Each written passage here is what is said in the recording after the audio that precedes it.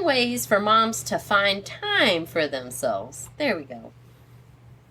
I'm just going to kind of, I guess, briefly read over the top 10 things and then, we'll discuss it a bit. So their first thing is to make chores a family affair. I know we've talked about this before, right? Like, everybody can help. Everybody can help. There's not a thing that all kids can help with something. The youngest right now collects eggs, and the oldest can sweep and mop. That's super handful, though. It is super. Did I say handful? You did I say meant handful, helpful. but I was thinking the eggs are a handful. Technically, it's both. He did drop a couple of eggs the other day, and the chickens were very excited to get their eggs back because they're broken and they eat them. Oh, I had to save a guinea chick that kind of had escaped the coop and got between two sets of wires. And little itty bitty baby, same day born, and the mama was full on attacking me. Those things are vicious. I was on the outside of the coop and she was just banging against the fence line. I was like, oh my goodness, I'm sorry. I'm just trying to save your baby. Right? Calm down. She's like, I'll eat you. And she was doing this giant fluffy bird. Fluffy bird. You fluff up like coming at me. Like, what do you think you're going to do with me? You're so tiny. You're like a football. She definitely scared me. She definitely scared. Because I wasn't expecting it, and then I just got slammed into. Okay, yeah, that would be a little, with the fence. Yeah, that would be a little daunting. Okay. All right, you're forgiven. I'm laughing because it took like 20 minutes. Anyway, continue. They said number 2. Continue. To adjust your sleep schedule. They're talking about kids rising and waking when you do kind of a thing. That's not always possible. No, because you sleep when the kiddo sleeps. But if you can, like our buddy, she always had this great thing that I absolutely loved where she would get up an hour early. And it was her time to just mellow out. And it wasn't like she was getting lunches prepared. It wasn't like she was doing any of that for other people. She was just taking care of herself, watching her phone, watching her TV or whatever, and drinking coffee. That's what she wanted to do. And I thought that was amazing. My timing never worked out like that, but I wish it did. She gets up an hour every day before everybody else, and that's her whole goal, is to sit and have time for herself. Sometimes she plays her video games, like if a new game released and she's really into it, but most of it so she can drink coffee in the quiet. And I think that's fantastic. Yeah. I don't have that ability. I like to sleep. I go to bed at a scheduled time and I wake up at a very scheduled time because that's the most maximum amount of sleep I can get. And that's how I do it, but it's not for everybody. Some people can change their sleep schedule. I have a very strong internal clock. It does not matter if I set an alarm. Like I'm going to be up at 6 a.m. every day. That's just doesn't matter if I went to bed at 1 a.m. I'm going to be up at 6 a.m. It's like my body tells me I have to be up. I have to. Like, I'm always up. Oh, I try. I lay there. Yeah, I can't sleep in anymore, so I get where you're going with this. It's just not going to always be possible for everybody. They did say find time-saving meal strategies. So, that's meal prepping, right? Like planning out your week, having all your stuff bought. You're not having to go to the store.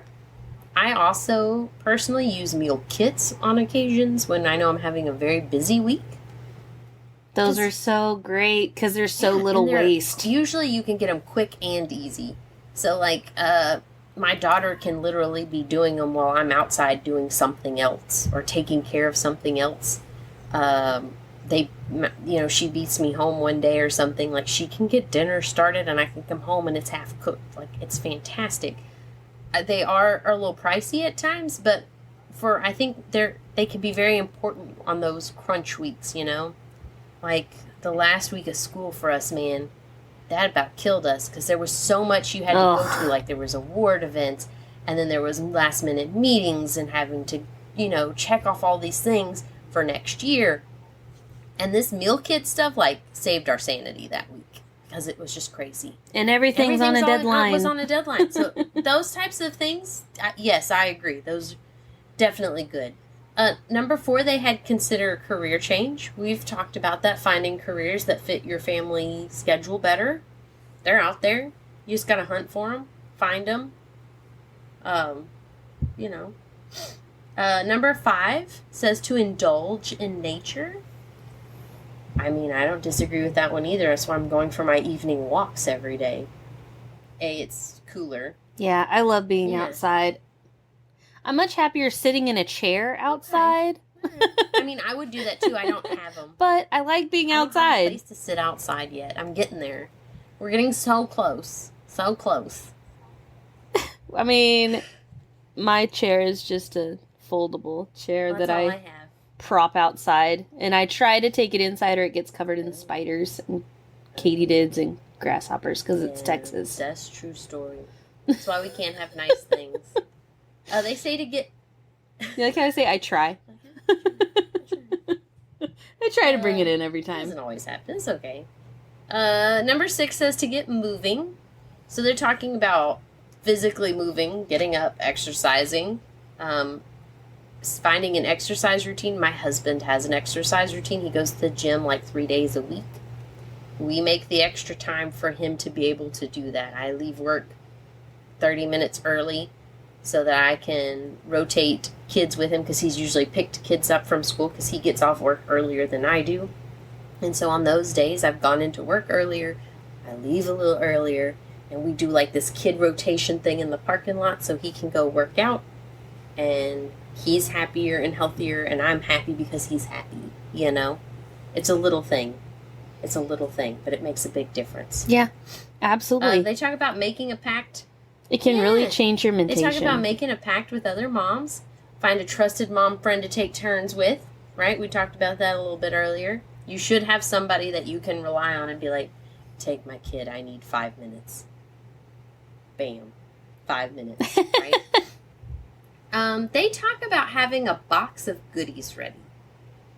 And as I read this, they're talking about having like a sensory box or supplies that the kids don't normally get to play with.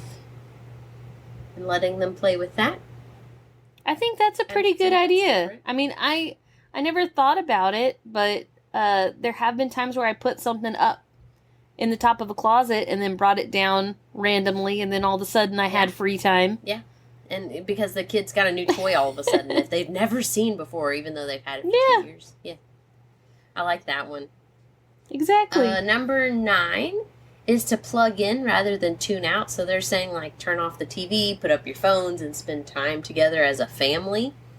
And taking that time to spend that time with your kids so you can tune out later. This is how I'm interpreting it, okay? Y'all could read this article and do it different.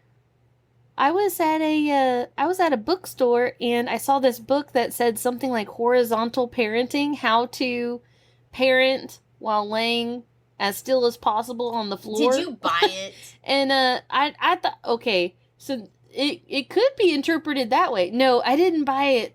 I was chasing my child, and you know how he is in bookstores. So he loves them. I literally read it, and then all of a sudden I looked down and he was gone. That bookstore was super cool, though. It was in Bastrop, Texas, and it has this giant chimney that's got books, like almost like as if they were bricks. It was so neat. That sounds very cool. Anyway, I was chasing my child. We were looking for the cats. Okay. We did not find the cats. They must have been busy. The bookstore cats were busy that day. Right, so that I'm parenting but not having to do a whole lot. I hate to say it that way, but I'm like, I don't want to have to play with you all day. I feel like that's not my job. I should not have to spend all day. It's kind of like just a way to get their energy out, and you expend as little energy as possible. Last longer than they do, and them boogers keep going and going, like the Energizer Bunny. So number 10 is the set that says, know your triggers. Know what sets you off, and when to take a deep breath, and when to back off, and when to let it go. So they say, even if you can't go take a nap when you're feeling overwhelmed, recognizing those triggers will help you feel better anyways. Because I definitely love a nap when I'm stressed. Like, that's my go-to Yes. stress relief. Help. And finding some kind of balance. Ugh. And I loved their little exit summary. Do you want to read that? You read it. It was so good. It's beautiful, though. I agree with it. Okay. I really, really like it. It just really summed everything up nicely. Because I'm all about building up other people, too. And that's kind of what it does. You're doing your best. But some days you're still exhausted. Your kids have no idea how spent you are. To them, you are the pinnacle of grace, confidence, and patience. Even if you have to play dead while they play doctor, your love knows no bounds. Plus, it's a chance to lie down. True mom downtime. Give yourself some grace and realize what an amazing mom you are. Even when you feel depleted, you are exactly what your kids need, and your love for them will not go unnoticed. Enjoy these moments and know that will get easier. And 100%, like the will not go unnoticed part, I know that has creeped into my mind so many times. Like, no one realizes how much effort I'm putting into this moment. And I just want everyone who's listening, you're doing great. You're doing great. You are the best mom. I promise. I promise. Your kids are going to be okay. Most of them are malleable and they'll be fine.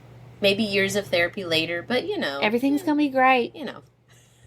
It'll be fine. We have professionals for a reason. That's right. It'll be fine. Kids will be okay. Oh, man.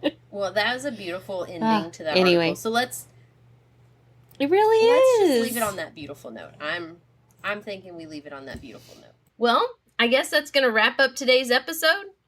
We hope you enjoyed this wine and motherhood adventure.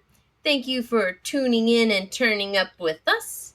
Be sure to follow us on Facebook, Twitter, YouTube, and Instagram at Mom's Guide to Wine, and that is the number 2. You can leave us a love note, episode suggestion, or just say hi. What's up? This is Eliza. And this is Rosie. And we'll be spilling with you soon.